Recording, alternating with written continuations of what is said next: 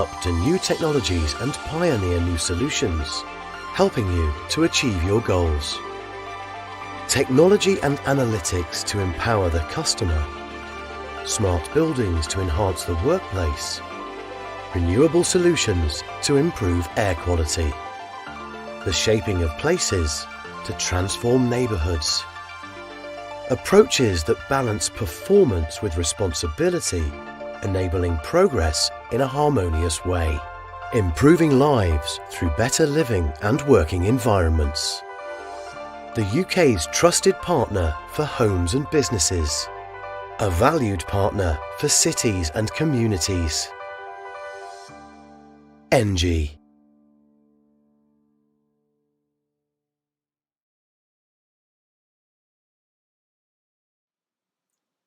Hi, I'm Ashley Walker and I'm going to be talking to you on behalf of Maxfield College about apprenticeships and how to apply and some useful information, hints and tips regarding apprenticeships. When looking for an apprenticeship, you can type find an apprenticeship into Google and then click on the .gov.uk link. This will then take you to a search button, and once you press that, you'll be given the option to filter your search.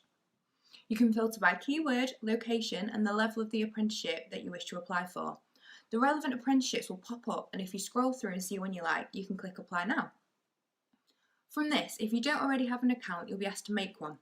You'll be asked to fill in all your details such as your name, your date of birth, your email address and your contact number. This is really important that all this information is filled out correctly because if successful on the role, you'll be contacted via phone, so make sure there's no spelling mistakes, in your email, your name, your telephone number, make sure it's all right. From this, you'll then be taken to a page that will ask you to fill in some more information such as gender, any learning difficulties, disabilities or health problems, or if you need any support during an interview. It's really important to be honest at this stage because we're here to help. Once you've made your account, you can then click the Apply for Apprenticeship button. From this, you'll be taken to an application form which you'll need to complete for your chosen apprenticeship vacancy. The application form will require information about your education, qualification, any work experience or training courses that you've completed. You'll then need to answer the About You section in as much detail as possible, and if you can, link it to the sector that you're applying for. Once you've submitted your application, if the employer wants to move forward, then they'll be in touch with you, and if you're unsuccessful for the role, you'll also be told this as well.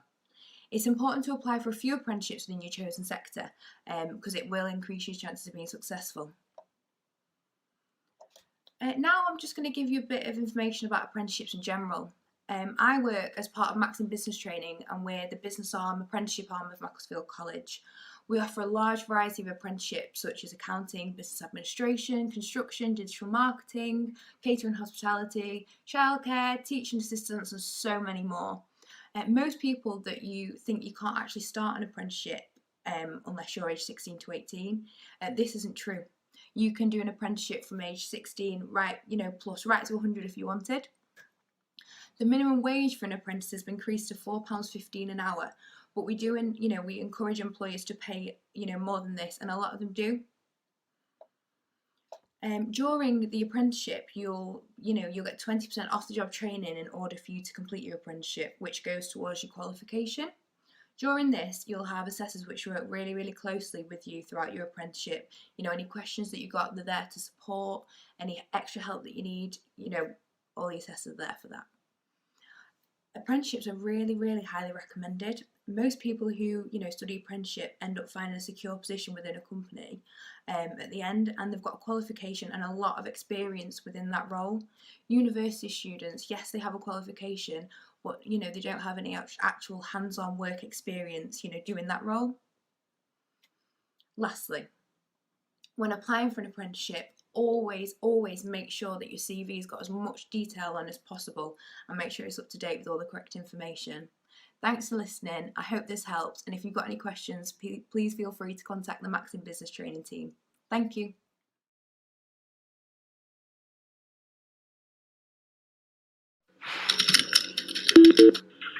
Fire service. We need fire quick, please.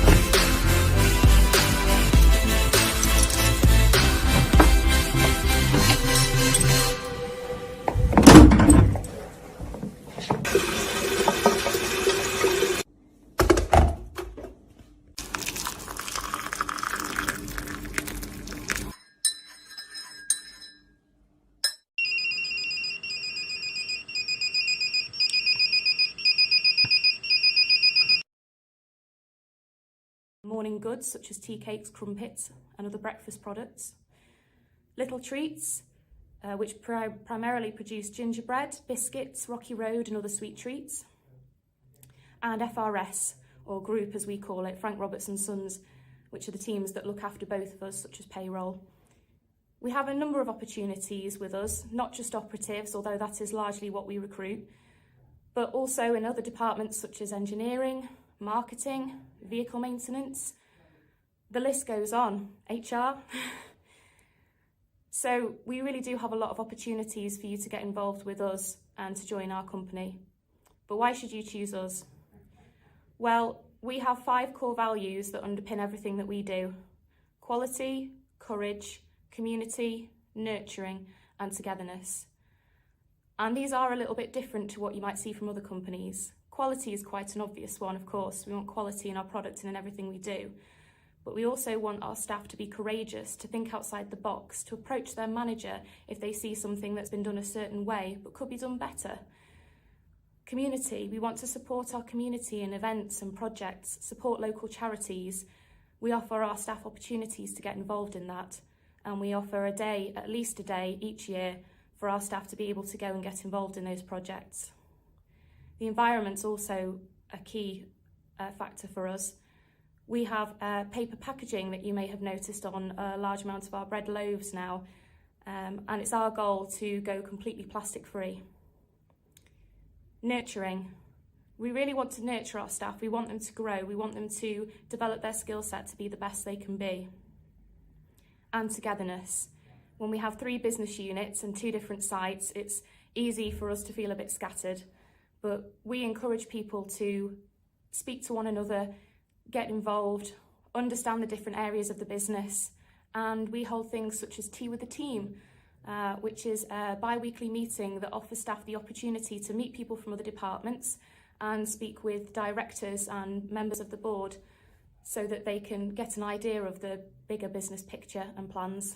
We typically recruit operatives, particularly seasonally. Of course, Halloween and Christmas coming up, we are recruiting a lot of temporary operative positions, but there really are so many other ways for you to get involved. As I say, both office-based, operational and more.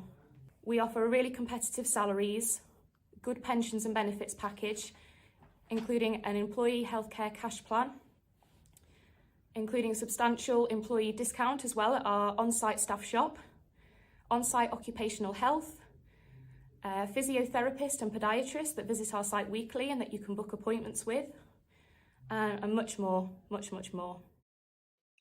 Hi, it's Hazel from Riders Community Care.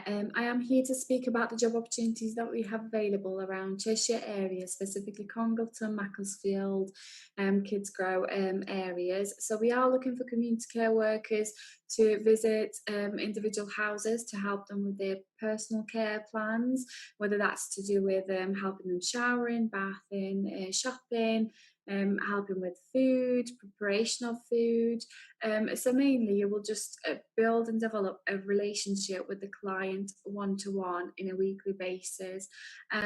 Our salaries are quite high for Congleton and Cheshire area, and we do pay for obviously mileage and travel time as well. I reckon it is a good opportunity for you to get to know the role. And also we do have obviously qualification opportunities if you want to go further with the career within care, and that would be possible as well. And if you'd like to know more about it, please just talk to me just next to the chat area. That'd be great. Thank you.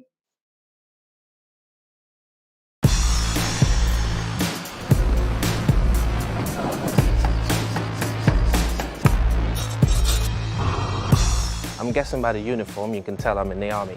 I'm about to tell you about the apprenticeship program. It's really cool. It's the army way of doing things.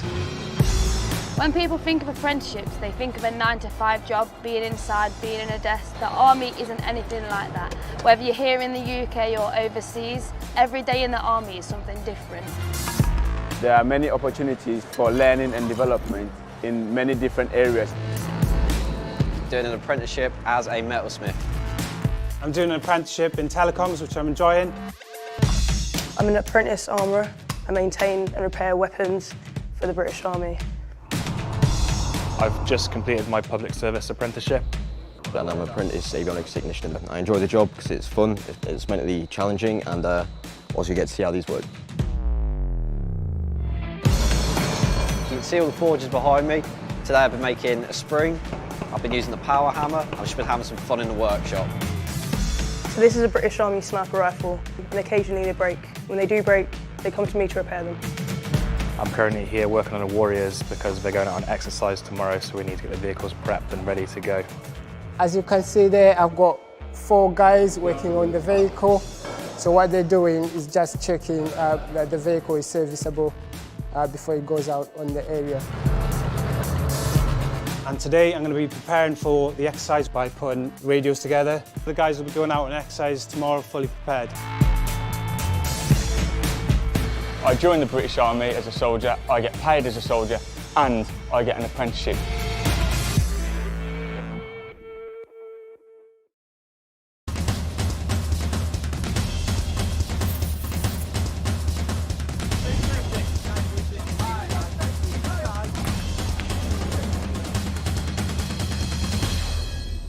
My name's Lewis Kingman. I'm 17 years old.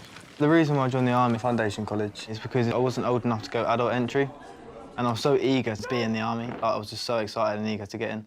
My name's Sarah Ann Garrity. I was only 17 at the time, but I got the choice if I wanted to go adult entry or into AFC Harrogate. But after talking to my career advisor, I thought AFC Harrogate would more benefit me coming in with people my own age. Discipline and respect for others is a big thing. Before I came here, I couldn't even sit in front of an exam paper. I didn't have the discipline, whereas now I have the discipline to just crack on with things, and I've really noticed that. Once we finish our 42-week course, we'll start moving on to our Phase 2 establishments. For me, I'll be going to Catterick in North Yorkshire for further 14 weeks of infantry training before I move on to my battalion. Next, I'll be going to Leckensfield for the Royal Logistics Corps, and I'll be going there for 14 weeks as well. I've enjoyed meeting new people. Basically coming here, nobody knew each other, but now we are just like one family, all working together to achieve the same goal. I've made some great friends here, made some amazing friends, and I know there's a lot more friends to be made when I move to my battalion.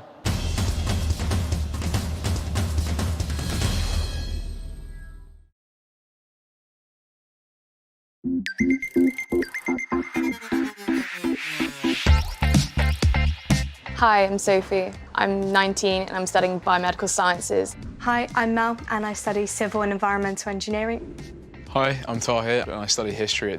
I decided to apply for the Army Officer Scholarship.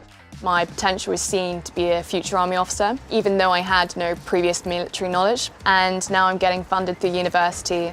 I was also funded through my last year of school. I joined the Army Cadets when I was 14 and I really liked the lifestyle. It suited the fact that I'm a doer. So I found out about the scholarship scheme and I went for it.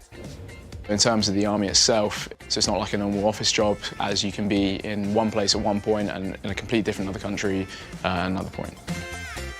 Because I have the scholarship, that meant I was eligible for a bursary when I joined university, and I applied and actually got the technical bursary.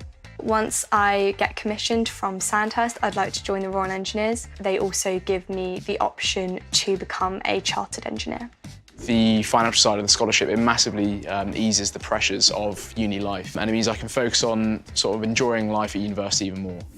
I'm currently training with the Officer Training Corps, and it's been a really great opportunity. I get paid for doing all these fun activities. I just went skiing for the first time ever. So leadership is key. The skills that you can get are quite transferable. I feel really lucky to have the funding. It means that I have a guaranteed job when I leave university, and that means I don't have to worry.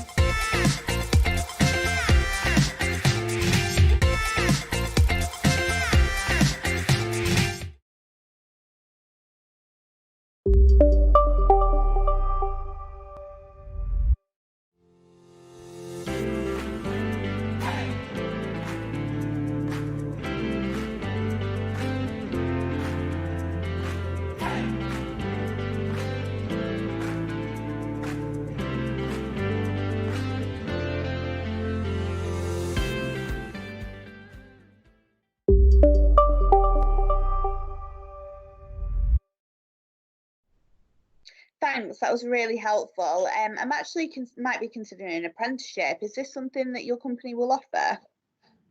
It is, yes. So we do have people that work within the agency or the agency delivery team, as we would say. So people that work either as client service professionals or as scientific service professionals. Client service professionals manage the accounts and relationships with our clients and internal project management. And scientific services take all of that heavy data and reimagine it and retranslate it. Outside of that, and this is where we do offer apprenticeships, we have our shared service departments. So we have HR and recruitment, which is where I work. We have finance and we have IT. And then we also have office management as well. Obviously, everyone is based from home at the moment, which is where I am, which is where I'm speaking to you from today. But we do also have various offices across the UK. And when we're back up and running, we'll need some office management support. So our apprenticeships, to go back to your original question, are offered in finance, IT, HR and recruitment and office management. And you can either speak to us directly about that, or if you're working with an apprenticeship provider, they can also link you to us and we can have conversations from there. Great. And how about work experience or internships? Yes, we do offer both of those as well. We do offer work experience and we have got some examples of internships as well in the past. Work experience tends to come over the summer months when we know that students are in between years of study. We have in the past offered internships. So please do get in touch with us if you're interested in either one of those two things. The only thing I would say is that we can only take on so many people for work experience and as interns. As much as we'd like to have the company full of people gathering experience, we only have a limited number of places available for that.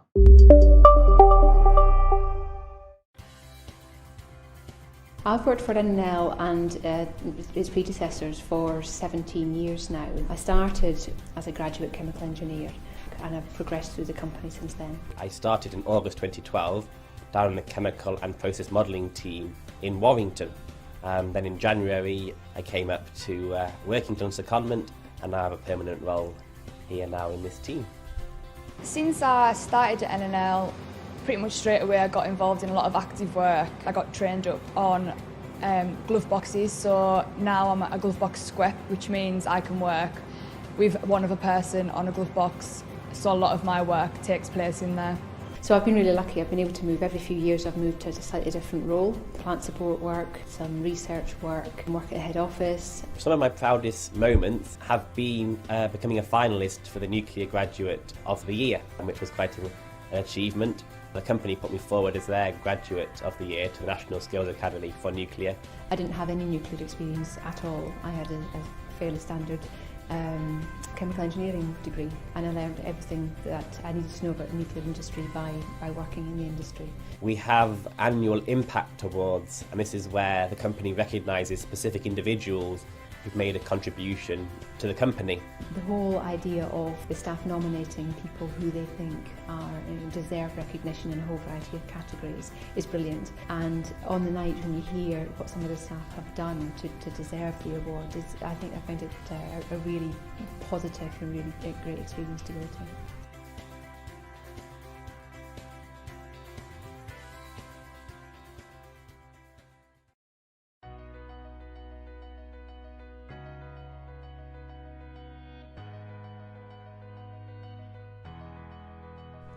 Working at the UK's National Nuclear Laboratory is all about being part of a team. You'll be working with brilliant minds and world-leading specialists. We're the authoritative voice in nuclear science and technology. And our people and facilities are what make us unique. We have a rich heritage of experience and forward thinking. And we're always looking to the future of the nuclear industry. Here in the UK and across the international landscape. At our core, we develop pioneering nuclear science and technology. Supported by leaders in finance, procurement, HR, communications and strategy. Who help our people to be the best that they can be. Whether you were homegrown in the nuclear industry or joining from other sectors. Working at NNL means you will always be encouraged. Be included and able to make a difference. We are NNL. We are NNL.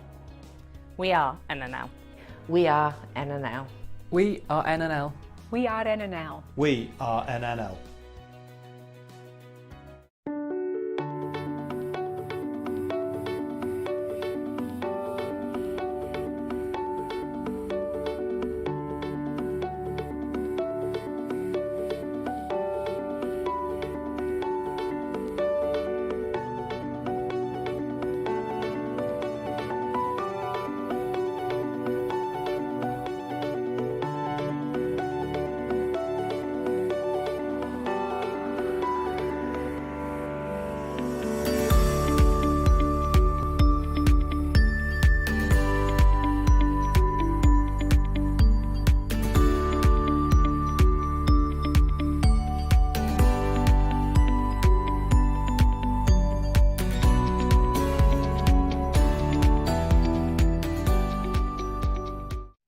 We don't do care for people. We believe that removes their independence. So we do activities and daily living things with people to help them build independence and rebuild maybe some skills that they've lost.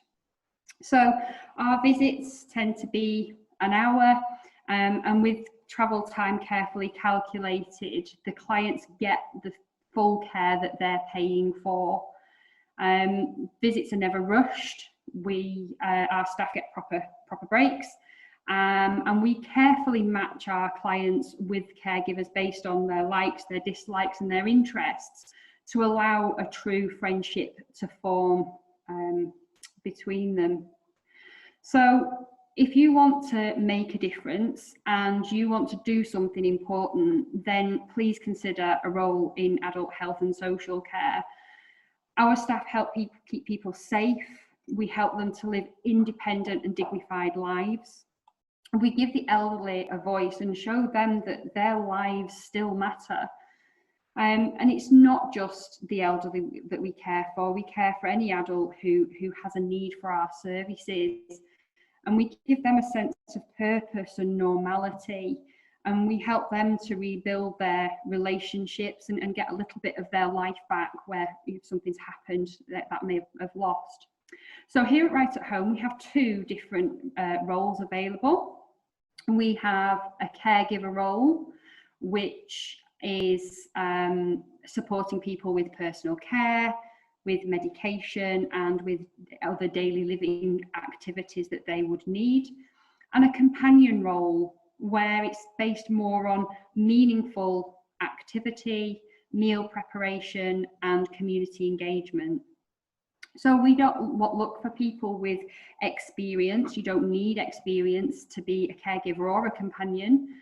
What we're looking for is people who work with care and compassion and a true desire to help others, and who are flexible and committed to providing a high quality service. In return, you'll get an excellent rate of pay. We pay higher than the average for adult health and social care. You get paid training. You will get a personalised career development. And because we're a new office in the local area of Northwich, there are lots of opportunity for you to develop and grow, and to get real sort of career progression through us. We have access to external and nationally recognised qualifications from level 2 apprentices right the way through to level 5, which is foundation degree.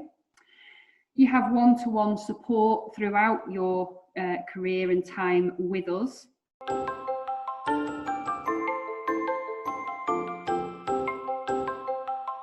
Would you like to be doing a job that makes a difference every day? Some people need support to live their everyday lives. As part of the team at the Rosendale Trust, you'd be giving that support, making that difference. It could be in the kitchen, or out walking, or doing household tasks. Or you could be helping with activities, or even going on holiday. It's a rewarding and varied job. No 2 days are the same, and social care can be a great career.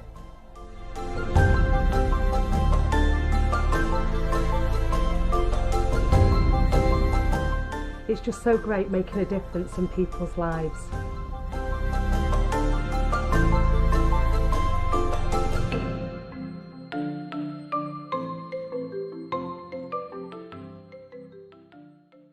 Hello, my name's Suzanne and I'm a recruiter for Medax Healthcare.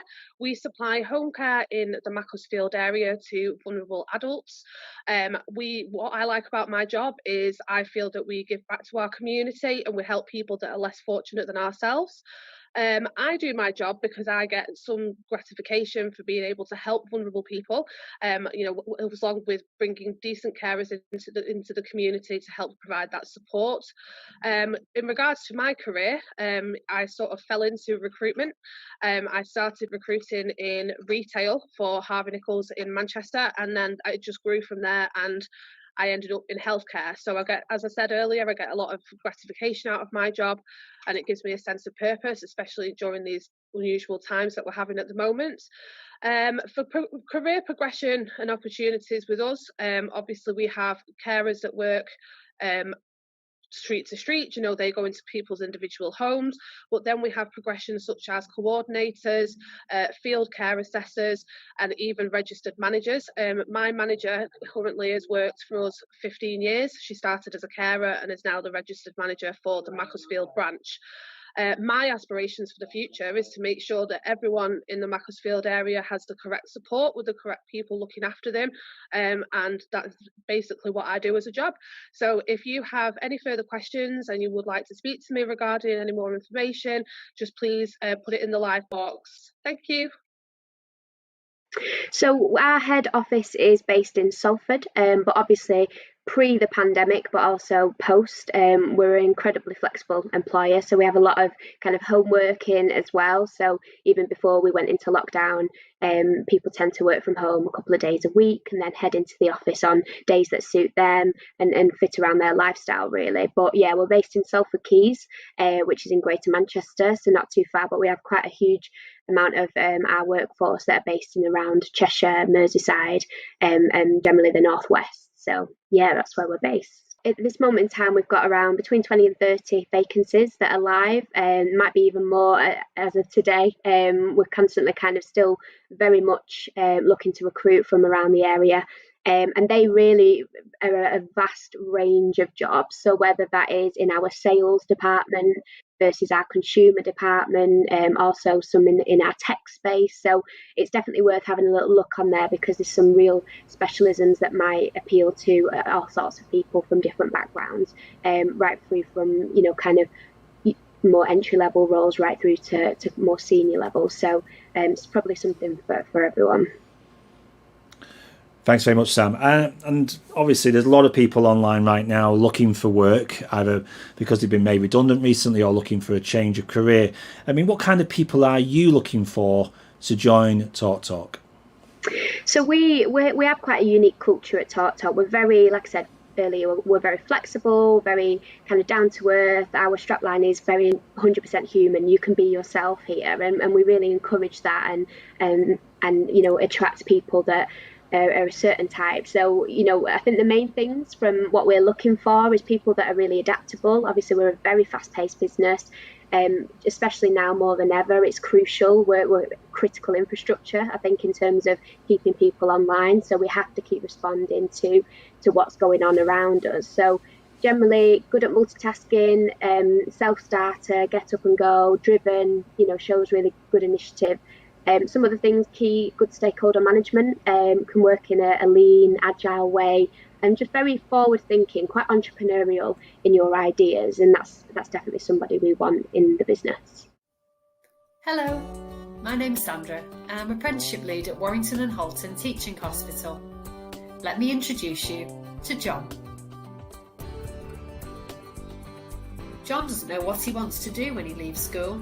He wants a job he enjoys, with development opportunities, and he doesn't want a lot of student debt.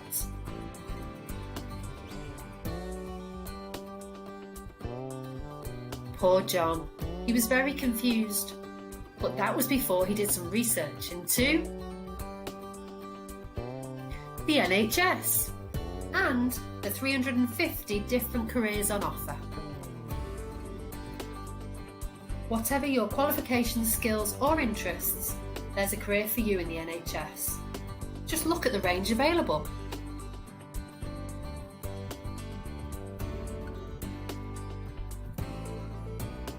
the NHS has one of the most competitive benefits packages in the UK. And we have lots of apprenticeship opportunities too.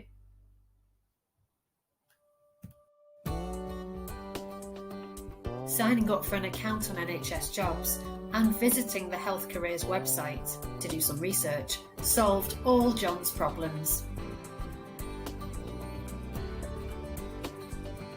He was so excited that he decided to test drive a role and do some work experience. To find out more about work experience at Warrington and Halton Teaching Hospitals, call or email Susan Cardus. Her details are on here.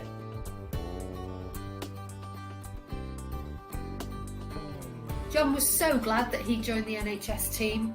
Now he can develop his career and fulfil his potential. If you'd like to know more about the opportunities available at Warrington and Halton Teaching Hospitals, please have a look at our website shown here. What are you waiting for?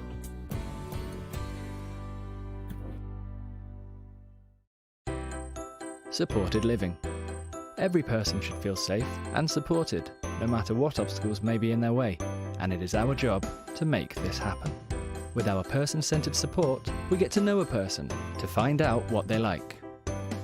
We look at what they want to do in life and what is important to them, and we build a support plan around this.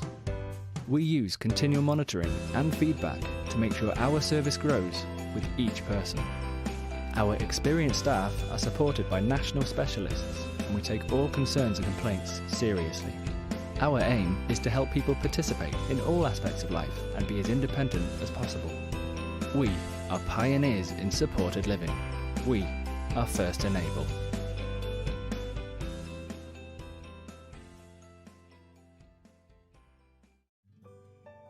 Bridgwater Community Healthcare NHS Foundation Trust is a leading provider of community health services in the northwest of England.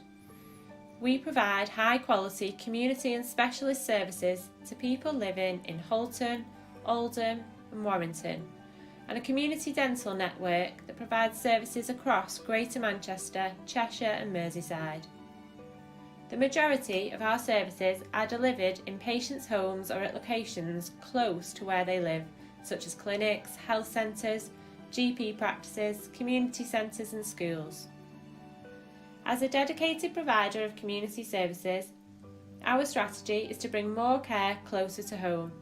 This means providing a wide range of services in community settings to keep people healthier for longer, and developing more specialist services to support people to live independently at home.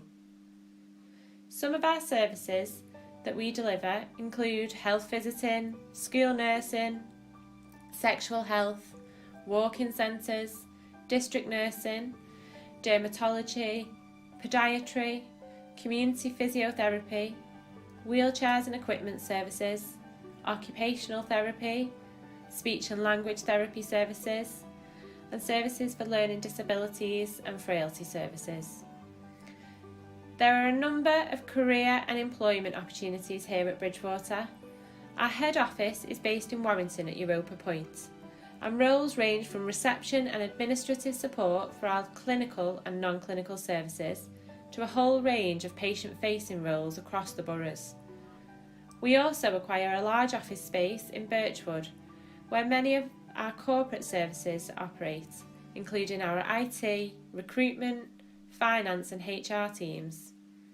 Some of the other bases in the local areas that you may recognise include Wolves, Orford Jubilee, Widnes Urgent Care Centre, Sandy Lane Children's Centre, Bath Street Health Centre, Halton Independent Living Centre and St Paul's Health Centre in Runcorn.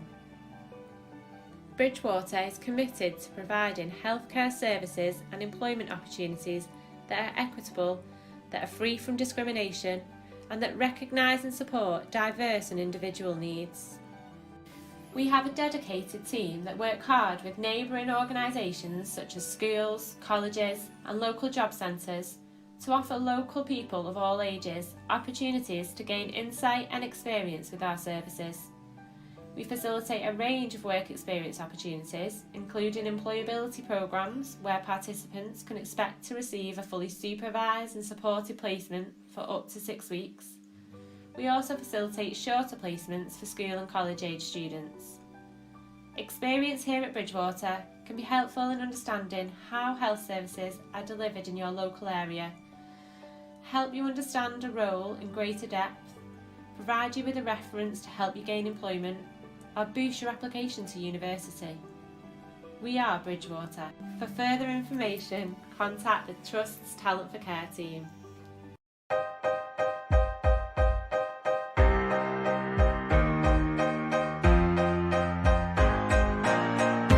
Hello and welcome to United Utilities. My name is Chloe and this is our head office at Lingley Mere.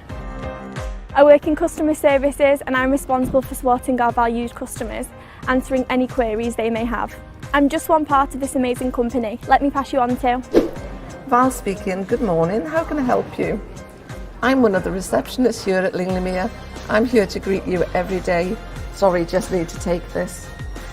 You'd like to speak to our on-site gym? Sure, let me just pass you on to our gym manager, Mark.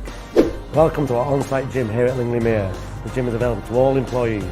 For those based elsewhere, United Utilities have discounts to local gyms through the More Choices scheme. But it's not just your physical health we can help you with, it's also your mental health. I'm Matt, I'm part of the Health, Safety and Wellbeing team, and we're here to support our members of staff to make sure they go home safe and well. I support our staff in other ways. My name is Samina and I'm part of the HR team. We sort your pay, benefits, holidays and training. We also have employee networks. My name's Sab, I'm a member of the Multicultural Network, helping the business to understand the needs and also appreciate the benefits of people from distinct cultural backgrounds. My name is Lauren and I'm a scientist, and my job is to make sure that our water is safe for our customers to drink. Here at the lab, we're just a small part of the water processing journey. Hi, I'm Dan and I'm a water network technician. I maintain these pipes to keep water flowing to our customers' taps, but it's not just clean water we deal with. It's also the stuff that gets flushed down the loo or down the drain. I'm Emily and I'm here at Davyhulme Wastewater Treatment Works. We treat the water here before releasing it into the Manchester Ship Canal. Health and safety is important here. That's why our internal training is crucial. Hi, I'm Agent Health and Safety Trainer. We deliver 70% of our training internally. Our 5,000 employees have access to lots of online resources and tools. Our training is important to all our staff, especially those working in remote locations. People like me, we look after over 100,000 acres of beautiful northwest countryside. I specifically look after this area, which is the Forest of Bowland, which is approximately 40 miles north of the head office. Talking of head office, we should probably get you back there. Welcome back. We hope you enjoyed seeing a glimpse of what we do. There's so much more to see once you've got started. We're looking forward to seeing you around.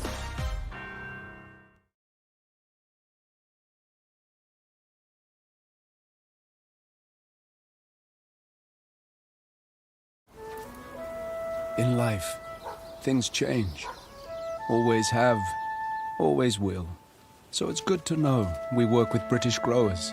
We know and trust. We select fresh British meat and source free-range eggs direct from the farm. We did yesterday.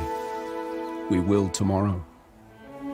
Our bakers bake with British flour, and the apples in our apple pies are picked by hand. We buy fish fresh from the boat and deliver from Grimsby every day. We make our own fresh flower bouquets right here in Derbyshire. We cook our own hams and make our own steak burgers and sausages. We did yesterday, we will tomorrow, and the day after that. After all, what we make makes us who we are.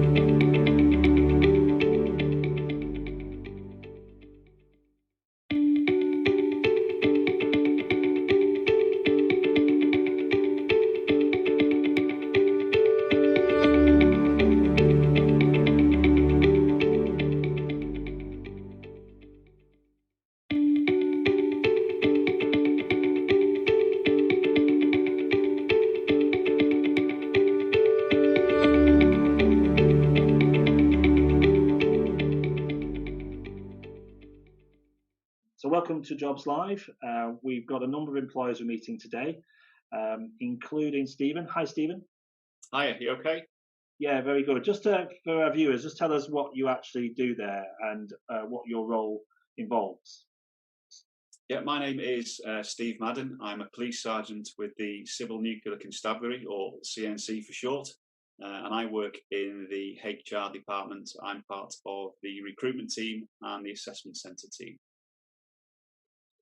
Great. And Civil Nuclear Constabulary, I mean, it's not something that people perhaps realise we had. You know, we possibly heard about people on the railways and the BTP, British Transport Police, but certainly maybe not as much about the Nuclear Constabulary. So what's the difference, I suppose, between the two? So the Civil Nuclear Constabulary, we look after the civil power stations across the UK, the nuclear power stations. So we work at places like Sellafield, that's our largest station. We've got Dounreay up in Scotland. We've got Hunterston in Scotland, Torness over on the east coast, Hartlepool, Heysham in Lancashire. Then we've got down to Sizewell, Dungeness in Kent, and Hinkley Point down in Somerset. Our headquarters is based out of Abingdon in Oxfordshire, and the constabulary employs around about 1,500 officers and staff. It's a very, very unique role that the CNC do. We're not sort of your average police officers who are dealing with drunks on a Friday and Saturday night. We look after those power stations, and we have to do that to protect them from terrorism. That is our biggest threat. The UK currently sits at severe with the terrorism threat. So in order to carry out our role, nearly all of our officers are armed. So when you join the CNC, you join not only as a police officer, but also as an AFO, that's an authorised firearms officer. And could I just ask for people who want to apply to you in the future, would they come with that qualification, or is there some training that you can provide them to do that? So when you join or you apply for the CNC, we're looking for people that are exceptional. And that means that you need to be over 18 and have a full UK driving licence. There's no other formal qualifications that you're required. You don't need a degree. You don't need to do an apprenticeship. It's a direct entry. So all you do, you go onto the website at www.cnc.jobs. You apply for the site that you want to work at. So if you want to work at Sellafield, you apply for a role at that site.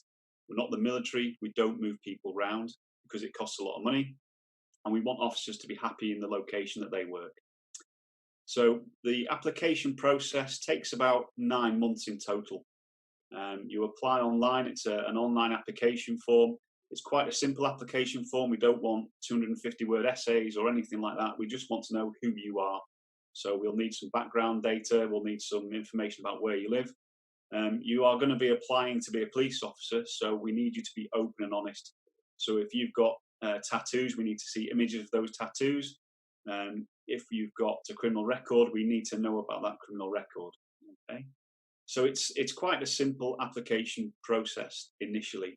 If you get through that process, we invite you to a telephone interview. That telephone interview will last about 30 minutes, and you'll be asked a series of questions on why you want to join the CNC and what you think the CNC does. So you'll need to do a little bit of research.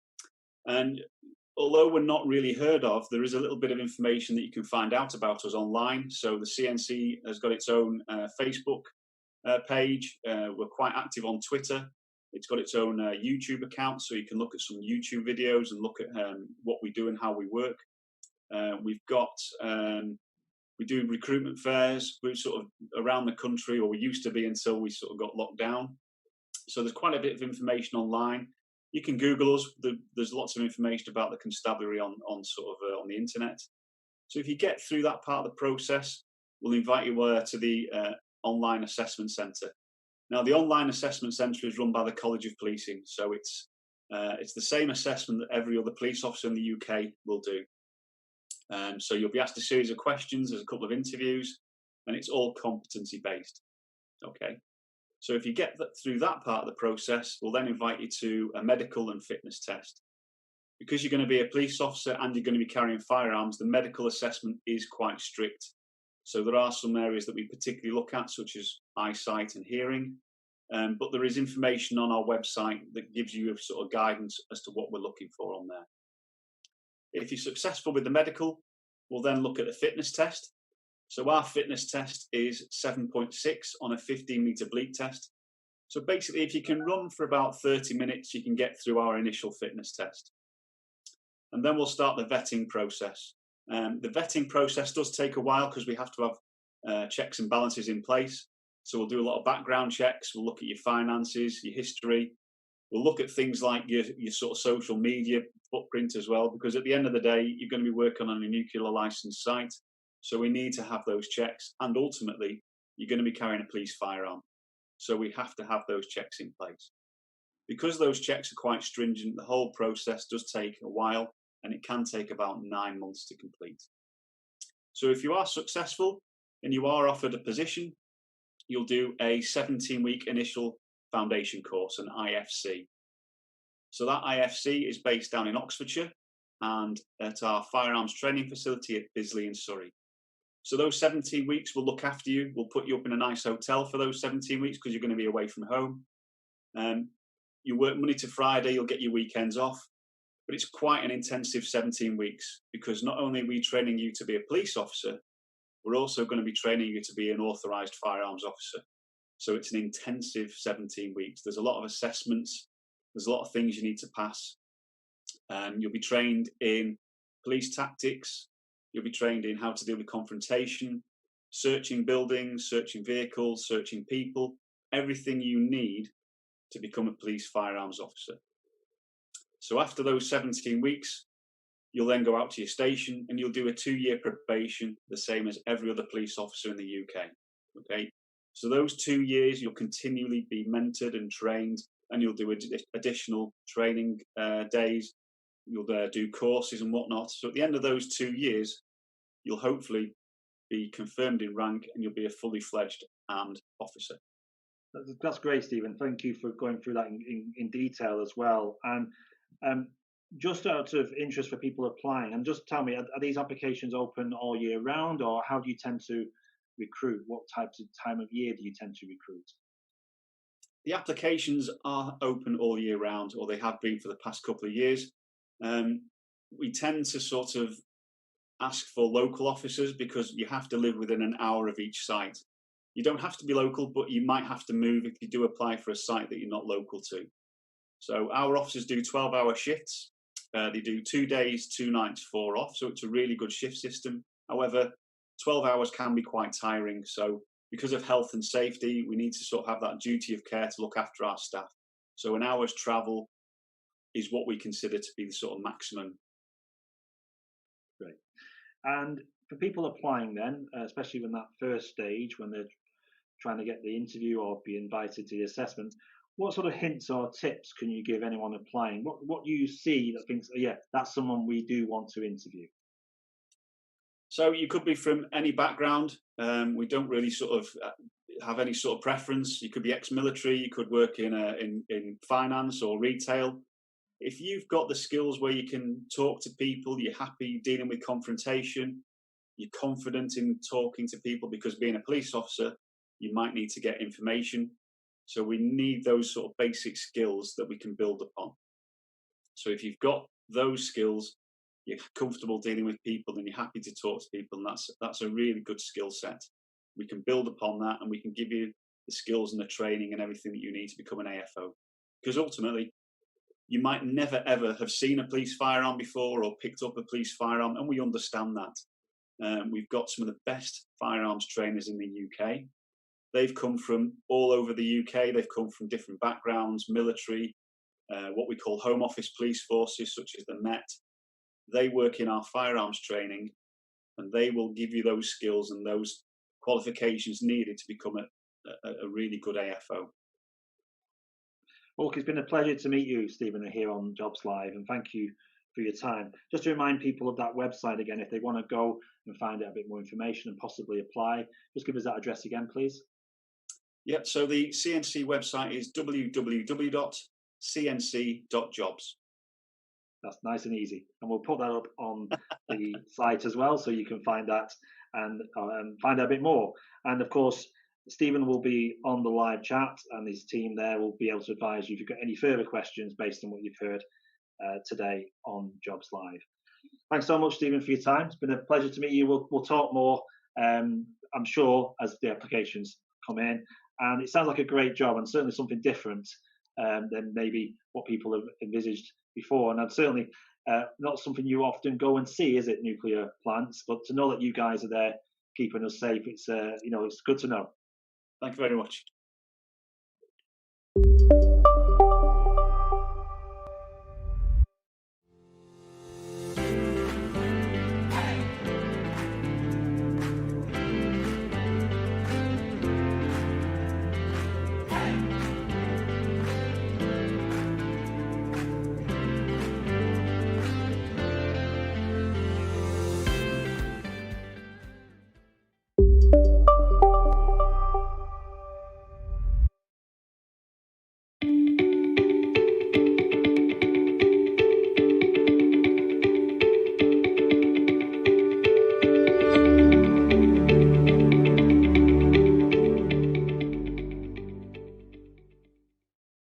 Good morning, my name's David Rutley. I'm the Member of Parliament for Macclesfield in Cheshire.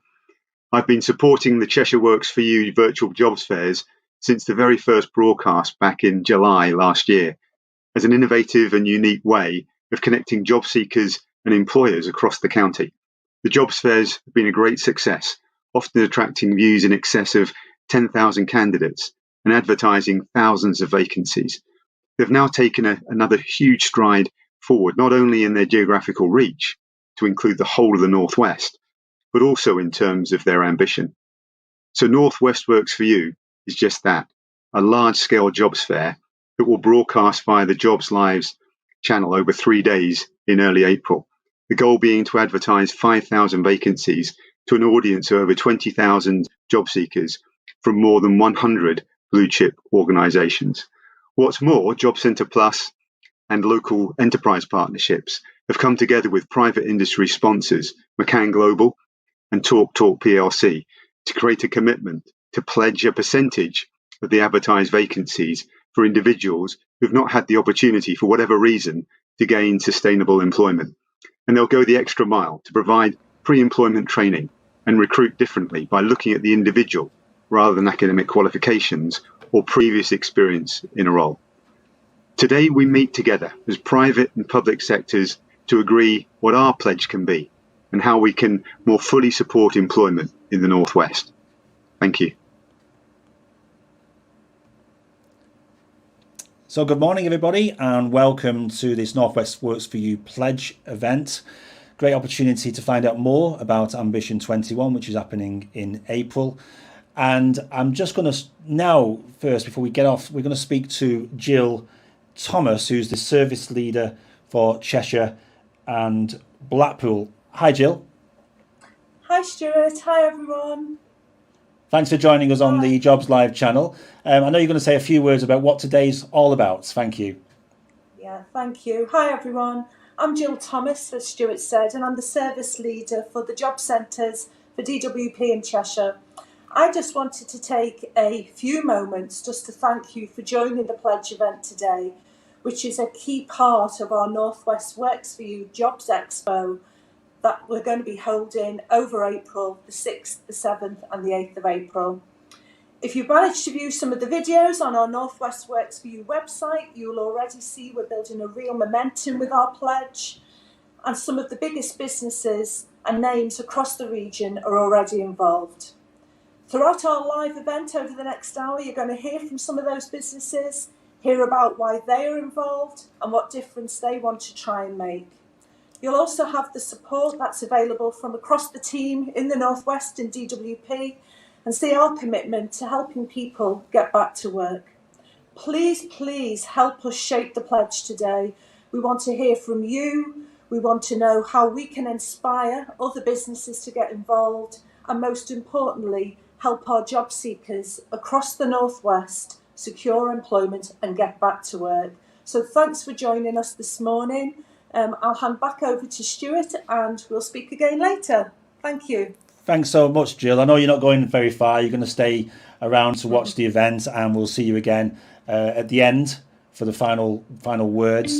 I'm just going to obviously speak to people about what we're doing on the channel itself and how it all works. So I'm going to bring myself through to do that, if I may. So just while I've got everybody here today, I just want to let everybody know that this is the Jobs Live channel. This is where we promote jobs directly to people looking for work or looking for a change of career.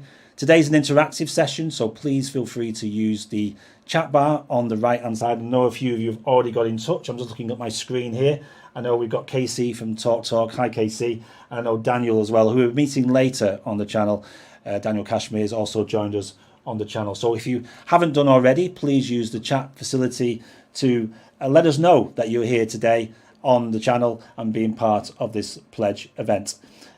We're now going to hear from Colin Stewart, who's the DWP Work and Health Director for the North, who's going to tell you a little bit more about what's involved with the pledge and Ambition 21.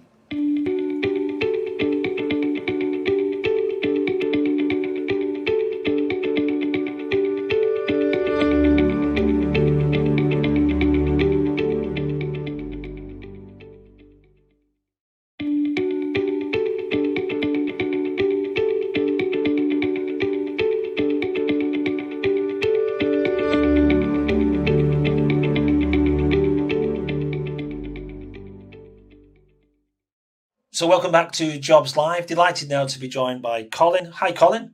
So Colin, could you tell us a little bit about what you do there at the DWP? Hi, Stuart. Morning. My name is Colin Stewart. I'm the director, the DWP director for Work and Health Services in the northwest of England. And that means I look after all the service centres that help pay people and all our job centres that work with the service centres to get people into work, all the job seeker services that you might imagine.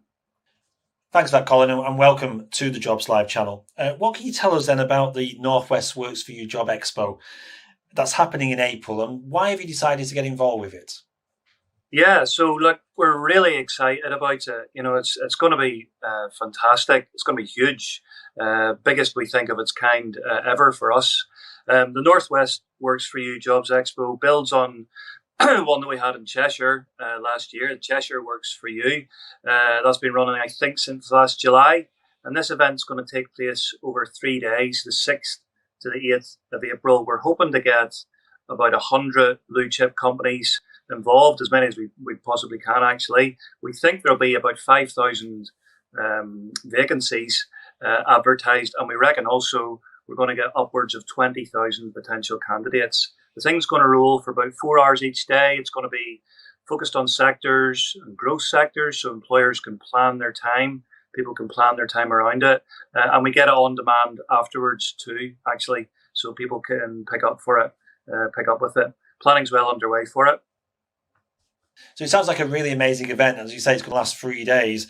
I'd be interested to know what's different about this event compared to maybe events you've done in the past, like jobs fairs, where you've gone into a physical venue, and met job seekers.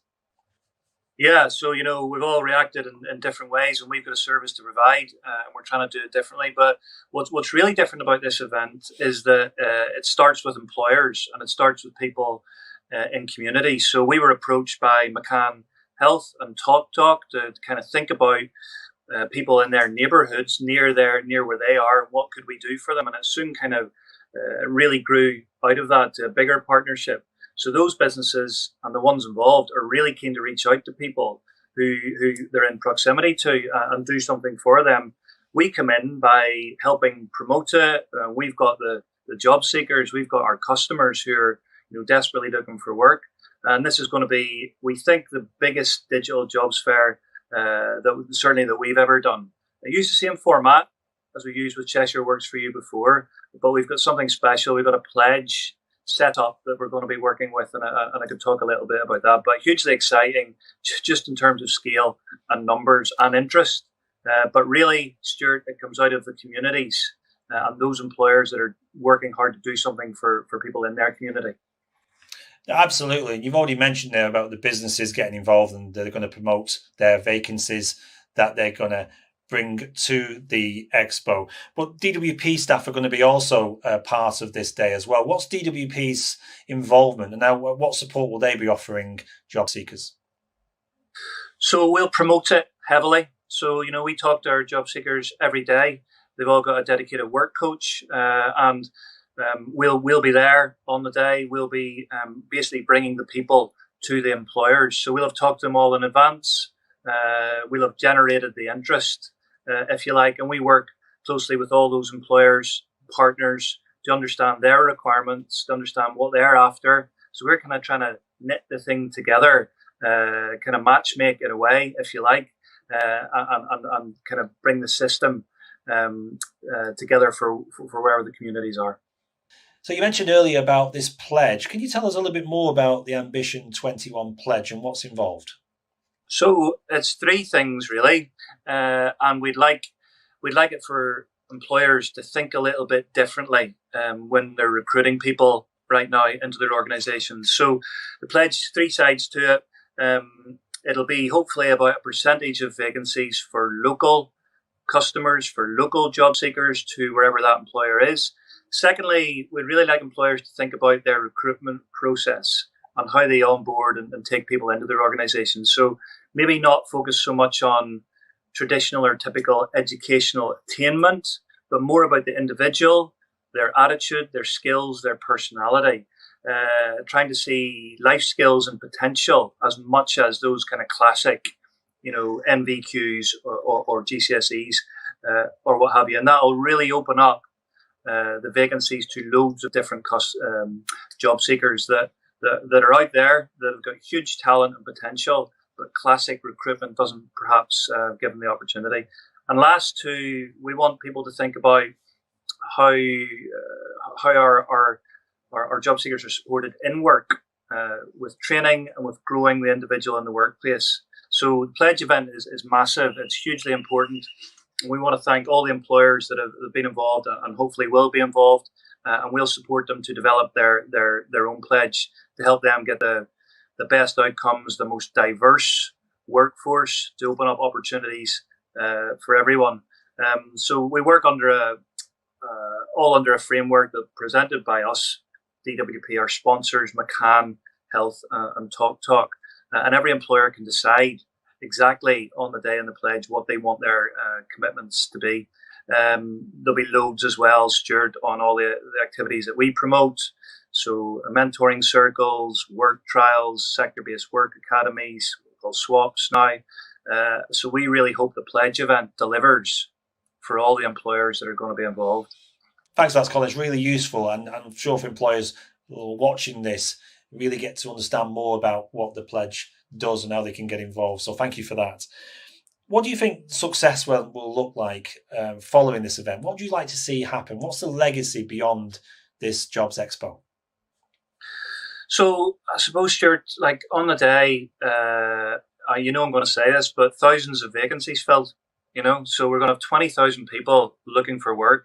And I think the nature and the demographic of the unemployed community we have at the minute is pretty different to it's been before. So there's loads of people really talented looking for jobs. So I hope, number one, we get loads of matching and loads of employers are happy and loads of job seekers are happy too.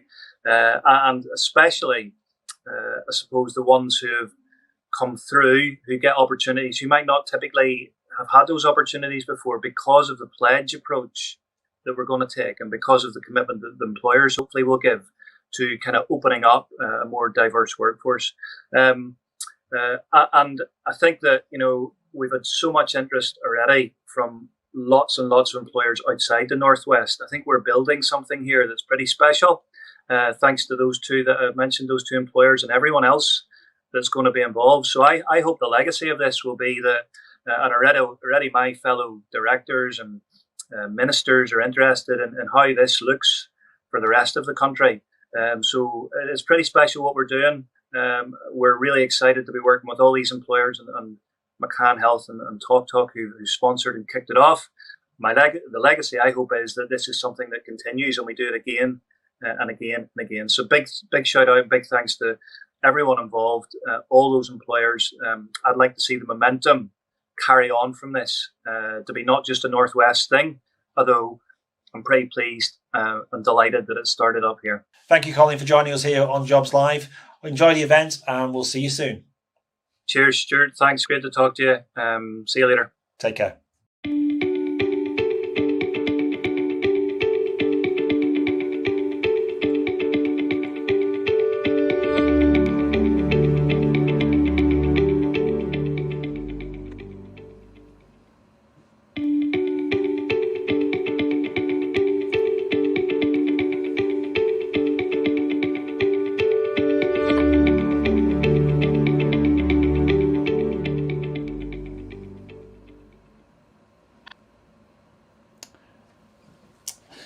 So thank you for that, Colin. A great interview there, finding us more about Ambition 21.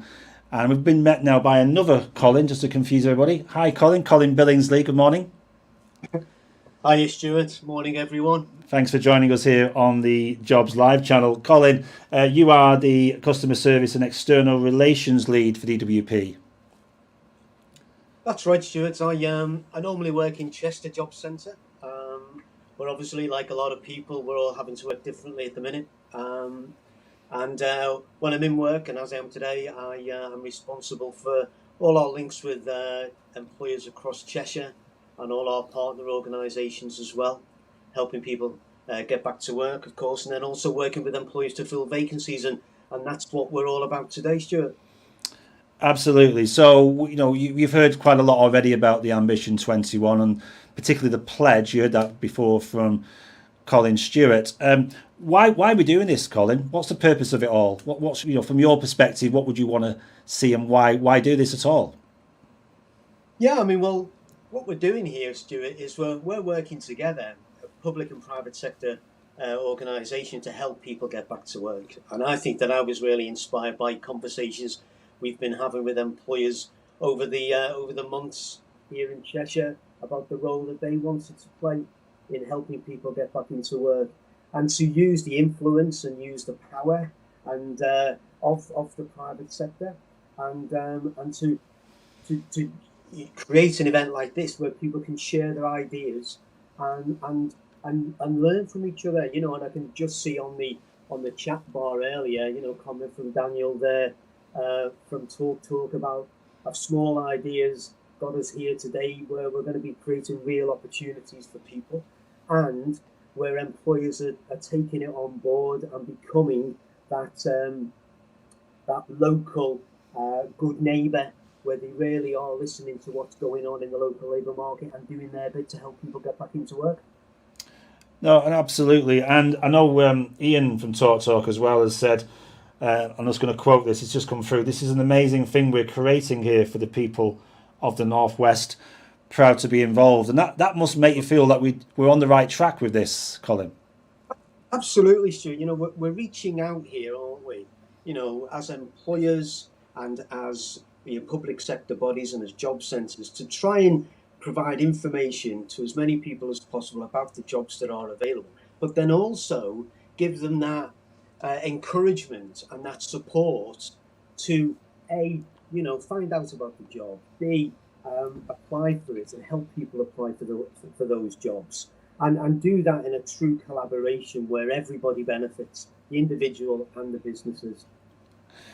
Absolutely. I know we're going to come back to you a little later on in this morning, talk about the actual agreements itself and what employers need to do. So we will come back to you on that point, Colin. Great for you to join us here on Jobs Live. So thank you for your time and for getting involved with this event. We're now just going to speak to Andrea Quirk. Andrea, we did an interview with Andrea last week as the Managing Director for S&P. And what she was saying there about their involvement is well worth listening to. So I know, Colin, you're tuning in as well. So we will come back to you shortly. Just before we do play Andrea's video, please remind us, everybody on the live chat, to continue putting your questions up on there.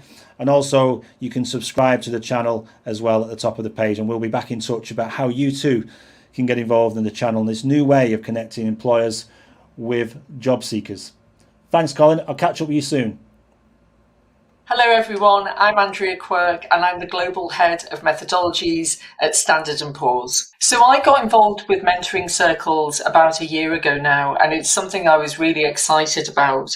The success, I think, has been beneficial not only for the people who've been involved in those sessions, but also for me as an employer and somebody who is, always looking at candidates and thinking about what the needs of our business are. So I think in terms of success that it's brought, it's enabled people to, first of all, interact in a virtual sense across, with a variety of different individuals coming from different backgrounds. They're able to listen in, think about people's different experiences, which I think has been invaluable. I think the other benefit as well, and the other success that we've seen, is that it's given me an opportunity and my organisation an opportunity to share with the candidates my experiences of what we're looking for when we're hiring people, the types of things that people should be thinking about in interviews, things around, how they should try and plan for success and how they should position themselves. Also, other things around thinking about what they should be thinking about in their CV and how they should really be thinking about their personal brand when they're looking for job opportunities. So given the type of organisation that I work for, which really spans across a variety of different roles, a variety of different roles with different capabilities, whether it's in the data space, the technology space, the analytics space, the sales space, we're able to share with the candidates and with the people involved in mentoring circles our experience. And hopefully that sets them up for success when they're thinking about their next job opportunity.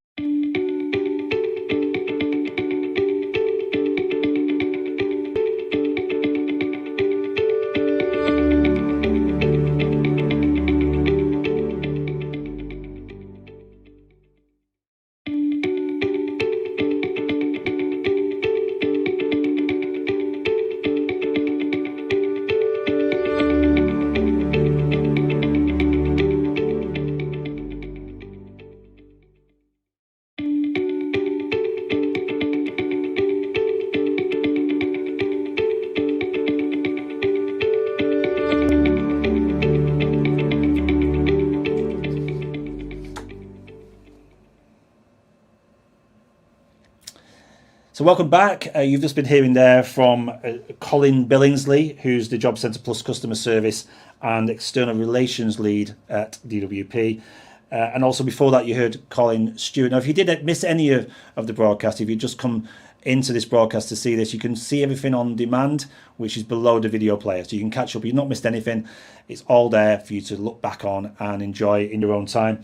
And also, we just heard there from Andrea. Andrea was saying some excellent things about why businesses get involved, and we are going to be meeting up with NG a little later, and Tamara is going to tell us a little bit more about why they're getting involved with the pledge and this Ambition 21 event that's happening in April.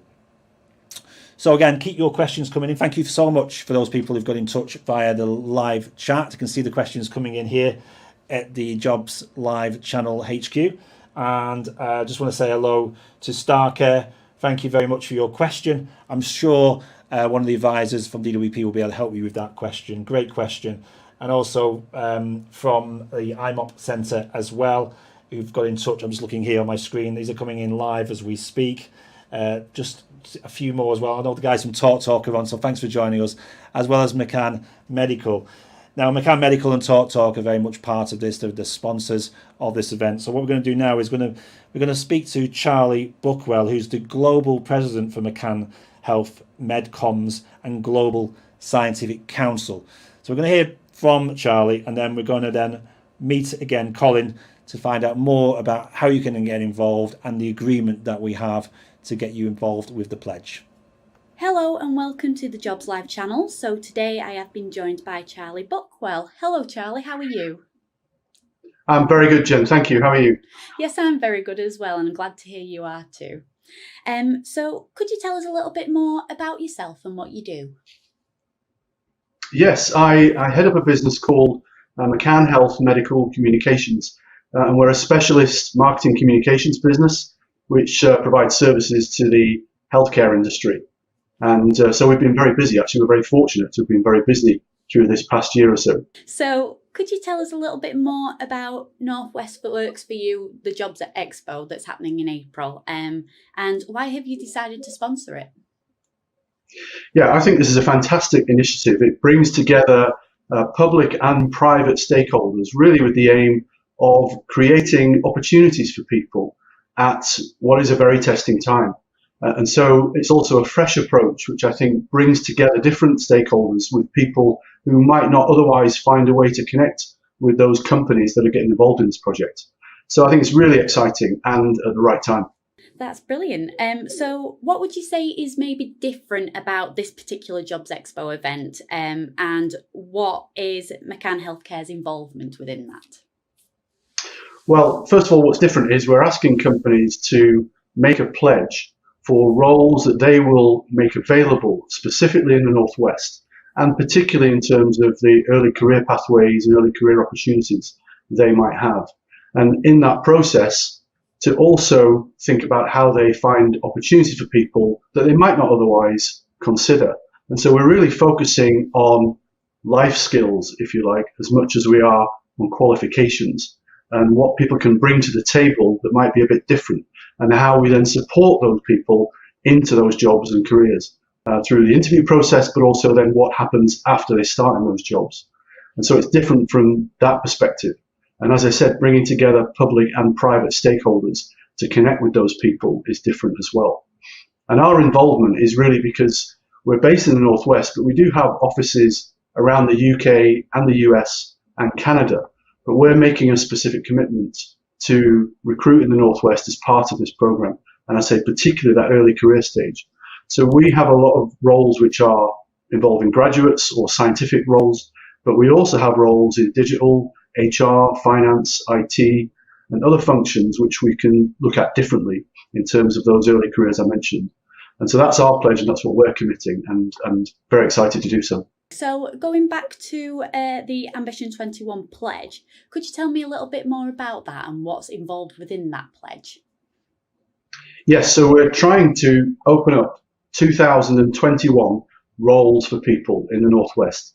A minimum of that companies will commit to, that they might have looked maybe elsewhere in the country. They might have looked at differently in terms of the kinds of people they might want to recruit. And we're asking the pledge to then be made by the companies involved in the program to ring fence those roles for this program. And in that process, also look at people and try and create opportunities for people that they might not have otherwise considered. And that's why I think it's also very exciting. So companies are getting involved. There's a lot of interest and excitement from employers in the Northwest. And I think that shows a commitment in these difficult times to create these opportunities for people. After the event is complete, what would you say success would look like afterwards? Well, we think there's an opportunity to do a lot more than the 2021 roles that I mentioned, but that's a starting point. And really, we hope this event will become the basis for several future events. And so that's going to create its own momentum and create more opportunities for people going forward. But also for those people who get into these roles, then there's going to be a specific set of hopefully support and backup, coaching, mentoring and development opportunities that will come with those roles. And that's going to be a part of the expectation that we're asking companies to make when they're making a pledge. So there's a lot of different facets to it. There's some long-term gains, but also for those people who get into roles, hopefully some very short-term gains as well. Perfect, that's lovely. Well, thank you so much for your time today, Charlie. It's been a pleasure speaking to you, and I'm sure we'll speak again soon. Thank you, Jen. Great to speak with you too.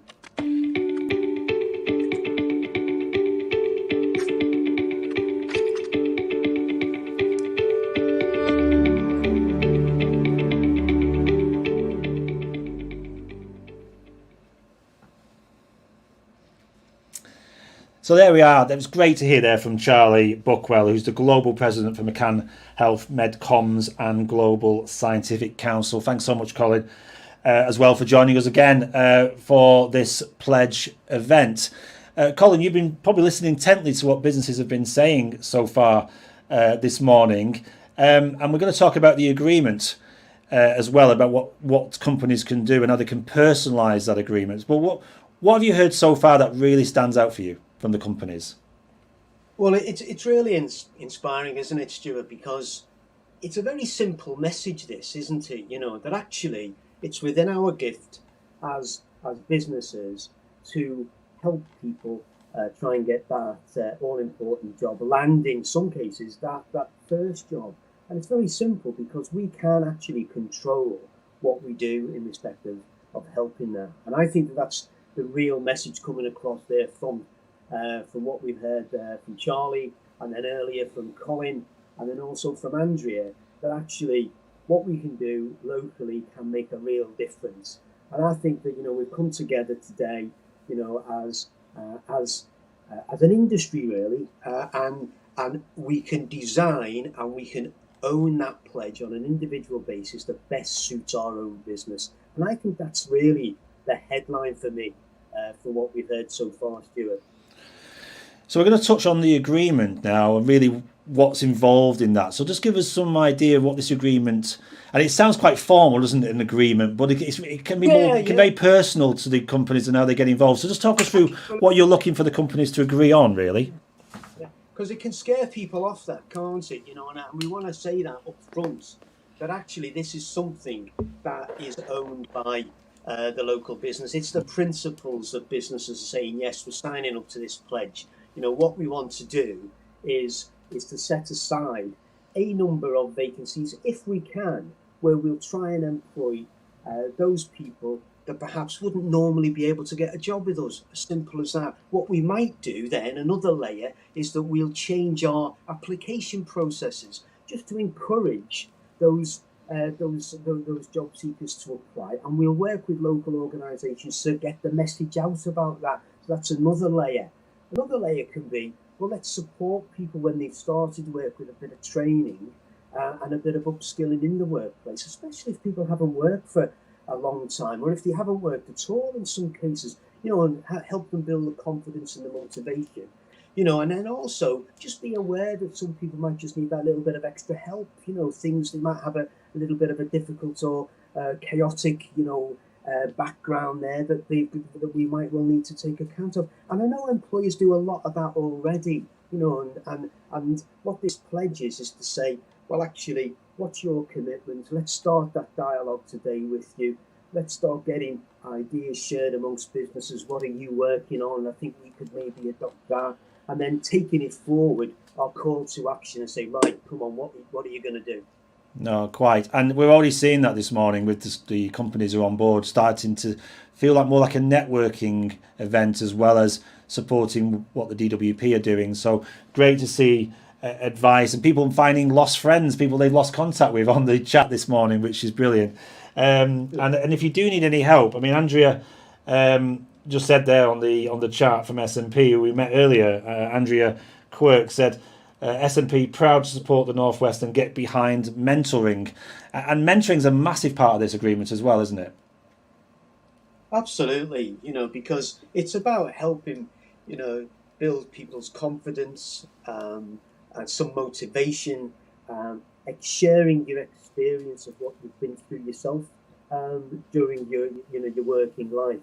And I think it's very, you know, immensely rewarding mentoring, because you can see people grow and you can see people bloom in responding to just that little bit of care and attention that they get. And it's very personal as well. You know, it's a fantastic thing, and I'd encourage anybody on the call, you know, get involved with mentoring circles, get involved, you know, speak to the local job centre. We'll be able to provide information about that a bit later. Yeah. Anyone interested. Yeah. And let's be honest, these are exceptional times, aren't they, Colin? You know, the amount of people who are looking for work or could be looking for work later this year, and as well as your usual caseload of people as well trying to get in. I mean, it's an extremely busy and challenging time, isn't it? It is tough at the minute, but the thing to remind ourselves about is that, you know, there are growth sectors that we're heavily involved with here in the Northwest. You know, there are job opportunities out there. And, you know, and I've been involved in helping people get back into work for a long time, you know, and the most important thing, a great life event is getting a job. And it's difficult when you lose your job and you've got to build yourself back up again. But we're here to help. And I know employers on this call today are really committed to help people as well. You know, and it's good to get a job. You know, it's good to try and get a different job or a better job. And then you can be involved in a career path. And there's lots of things that employers can do to help with that journey for individual job seekers. Absolutely. And Robin from Network Rail has just come on the chat and said Network Rail have hosted 33 mentoring circles so far this year and will continue supporting. So that's brilliant news, isn't it? Absolutely fab. And thanks to Robin there and Network Rail for doing that. Great advocates of it, and let's hope that can inspire others to get involved as well, Stuart. Absolutely. So we've got a few more people that we want to sort of talk to today from Talk and obviously from other companies. We're hoping to talk to Tamara as well from Engie, talking about social value and what they offer as part of what they will be offering as part of this agreement. But really exciting, isn't it, so far, what we're seeing? And the appetite seems to be there. Oh, for sure. You've only got to see what's coming through in the conversation bar there, Stuart. We're really excited about how this will grow. And I think this is just the start. We're going to stay connected with everybody involved in this pledge day. We're going to take that forward and building a momentum. This isn't just going to be a one-off. This is going to be the start of something special, I think, that we're growing here together. Absolutely. And we're proud to help you support that on the Jobs Live channel. You may have noticed already the live chat. If you haven't used it, please do sign in and let us know where you are coming from in the country, in the Northwest, certainly. And if you need any help or support, the DWP staff are there on hand to help you this morning. You've got a team behind you, Colin, all typing away and supporting, which is great to see, including Starworks, who got who got a response to their inquiry. So if there's anything you need, any assistance you need, this is the page to come back to. And also, don't remember, if you've missed anything of this broadcast today, you can watch it on demand beneath the video player. And you may have noticed something on the far right-hand side called Live Jobs. That's where the jobs will go, telling us about what you're doing and what vacancies you have. So again, get in touch if you do have any vacancies for the event in April, and we're happy to share them here on Jobs Live. Colin, great to meet you again as part of this event. I'm hoping we're going to touch base with you again before the end. Thanks again for your support, and we'll check in with you. In the meantime, we're going to hear now from Daniel Cashmere. Daniel is the Chief People and Procurement Officer at TalkTalk, and we met him earlier to talk about what TalkTalk are doing and why they're getting involved.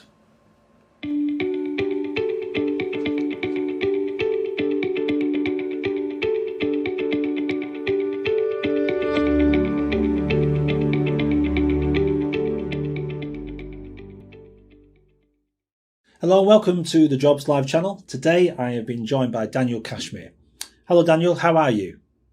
Yeah, I'm very good, thank you. Thanks for joining us on Jobs Live. So Daniel, could you tell me who you are and what your role is there? Yeah, I'm Daniel Cashmere. I have the privilege of being the Chief People and Procurement Officer in TalkTalk. Yeah, I'm a proud owner of a TalkTalk system here at Learn Live, so thank you for that. It's a very reliable system. And I suppose you're looking for a particular type of people as well to join your organisation. I had a conversation with one of your colleagues, Emma, recently, and she was saying the type of person you're looking for. But maybe you could just tell us a little bit about the kind of people that you attract at TalkTalk.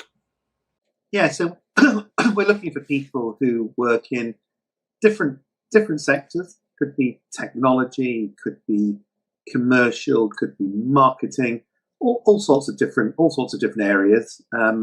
We're quite a young, quite innovative, quite a dynamic company.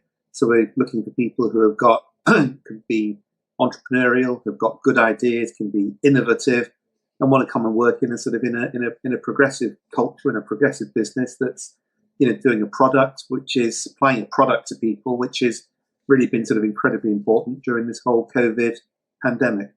Thank you. And what can you tell us about the Northwest Works for You Jobs Expo in April, and why have TalkTalk decided to sponsor it? Well, I think I think that as a corporate citizen with its headquarters in Salford, in Manchester, we just look around and we sort of just see the constant stories of businesses and the volume of people being unemployed, etc. And we thought it would be really good to try and bring together some of the leading employers across the Northwest and see what we could do collectively in terms of providing opportunities for people who have who've fallen on hard times and want to get back into the workplace. And we felt that if we brought a bunch of employers together, we thought that actually good things could come out of that. And we're very excited this conference will allow us to do that.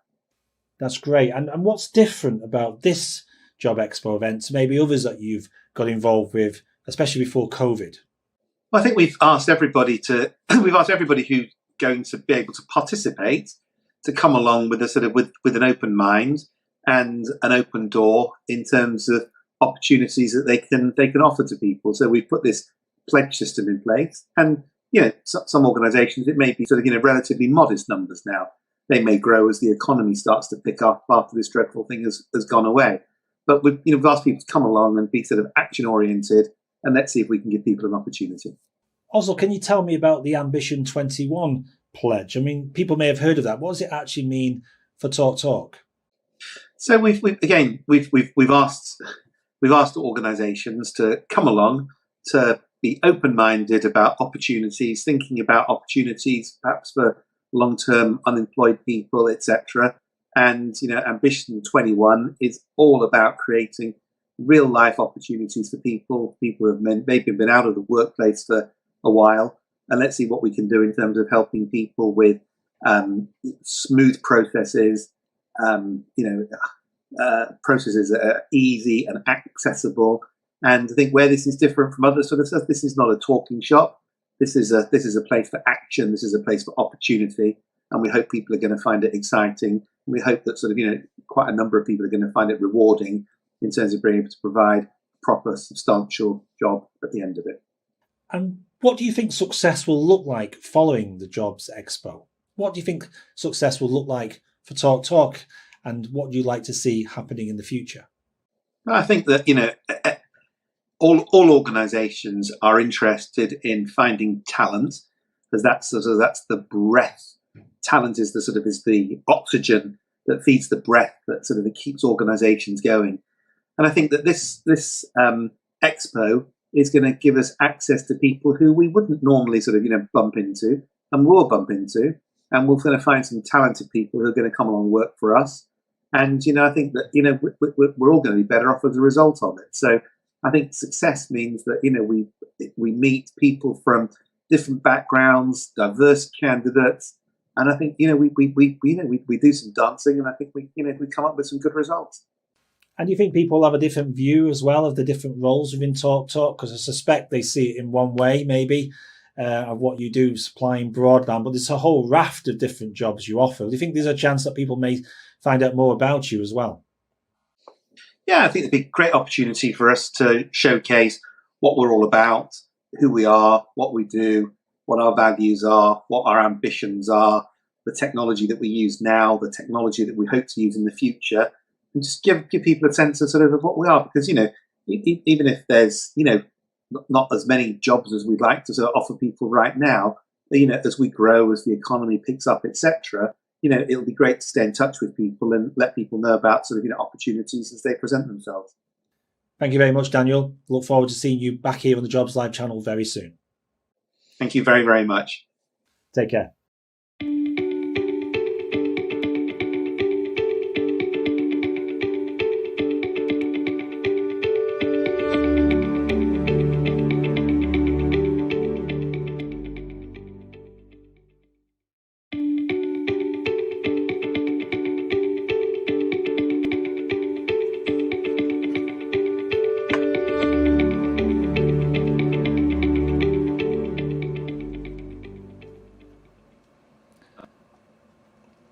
Okay, so we're now back with Colin. I've just heard there from a few other people who are getting involved, including Talk Talk and Daniel Casimir there talking about why Talk Talk are getting involved in this really important initiative with the DWP, McCann Health and Talk Talk.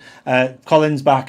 Colin, thank you for joining us again and giving us a running commentary really of what's going on today. Again, on the chat, it's great to see people supporting each other, and I think also talking about support, as DWP, can you just tell us a little bit how you can support employers with the further offer and what other offers you can, organise for these employers? Because you have got a team there that does that, isn't it, supporting them? Yeah, and these teams exist across the Northwest, based in local job centres, and as well as what businesses would look to do from their own personal perspective with the pledge.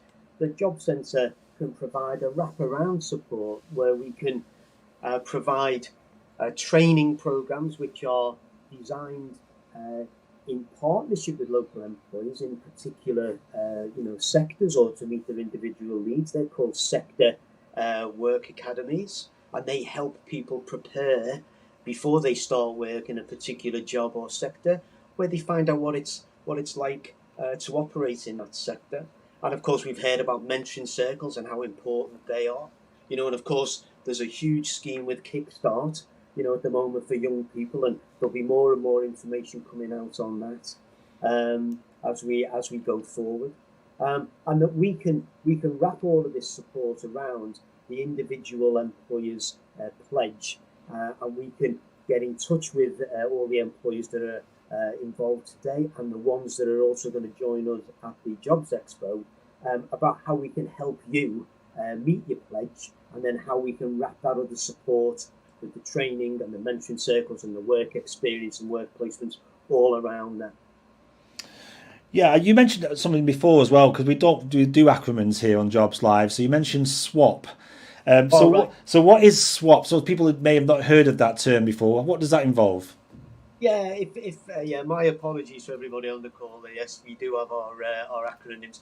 Yeah, it's a short training program. Designed in partnership with an employer, and it is an activity which normally leads up to when employers are starting to take people on in their business, and it will include information about what it's like to work in that sector, principles of working in the job, what it's like a day in the life of perhaps somebody works in logistics. So all these swaps can be tailored to suit different businesses and different sectors. And we do lots of them, and they're really good, and we get great feedback from employers who are involved. And just finally, Colin, the DW team, you mentioned about DWP, the team at DWP will be in touch with all employers to support them with the pledge. I mean, that's a key point, isn't it? You're not expecting employers to go it alone here. Absolutely, and wasn't it a great message from Daniel there, about we're not a talking shop on this, everybody, and that there's talent out there, and talent is the oxygen of every business, and I think that is a terrific way of summing this up. Yeah, and there is a call to action. So I know that the employers on the call today will already be thinking, actually, I think we can do this with maybe setting aside some vacancies. I'm sure we can actually change our recruitment criteria. I'm sure we can help people in the when they start work with us. What we will do is we will contact all the employers. We will help you design that pledge. We will get that pledge from you about your own pledge, but that will be individually tailored to you. So that is an individual thing, and that we'll help you grow that, and we'll also wrap the other support that's available from the job centres around that. And that's really the clear message today. Stay connected. We'll be in touch with you. And anybody watching this on catch up, Colin, maybe they've missed the opportunity this morning. There's still plenty of time, isn't there, to sign up to this pledge and to the Ambition 21 idea. Absolutely. This is just the start of that journey, Stuart. We'll be building on this now. I'm sure, I'd like it would be fantastic if everybody on the call, mentions what they've done, publicise it within your own networks, encourage people to log into the Jobs Live account and view the event and view the other videos that we've got there which talk I think fantastically and provide that real life view of what it's like to look for work, and then what it's like when you can reward somebody and offer them a job. It's a brilliant thing. I think we're just connecting that together in the best way possible to support some local people who perhaps just haven't had that chance so far. Yeah, and for the DWP, we talked earlier to Colin Stewart about the way you would traditionally meet people looking for work. This is very different for you, isn't it, in a sense? But you've had to adapt to what's going on with more people now working remotely. But also, digital is growing, isn't it? The way people connect and the way people take information on board. And we're just trying to make it easier, aren't we, for people to find companies and I suppose understand what that job role is in more detail, other than maybe just reading about it. We want to give more information, don't we? And obviously more information about what DWP offer as well. That's right, and I think, formats like this are the way in which we're going to connect people. We're going to connect with more people, and we're going to connect quicker, and we're going to connect on a more personal level. Because whilst we've got, you know, dozens of people involved in this broadcast today, we've had thousands of people involved in our jobs fairs with Jobs Live in the past, and each of them get their own bit of special information and that little bit of magic for them, because we're meeting people on their terms. And I think this is just a fabulous way in which we're connecting businesses with each other, connecting businesses with Job Centre Plus, and of course we're all connecting with our job seekers. And there's more to come on it. Absolutely more to come, and we're feeling positive about the whole thing. I think, you know, we've plenty to be positive about, especially when you look at what people are saying on the chat. And I know you've had many companies already get in touch across the Northwest region, and yeah, onwards and upwards, Colin. Absolutely, you know, and as Colin Stewart was saying at the start of our broadcast, there's significant interest in this from across the nation, other parts of the country that are very keen and eager to understand what we're doing. And it's just brilliant that we've got some terrific employers who are getting on board, and sponsors such as McCann Medical and of course TalkTalk. And I know they've been thanked before, but I just wanted to give my personal thanks to those companies and Charlie and Daniel, who really actually got behind this. And I think that, you know, they're inspirational. I think everybody involved has got a role now to spread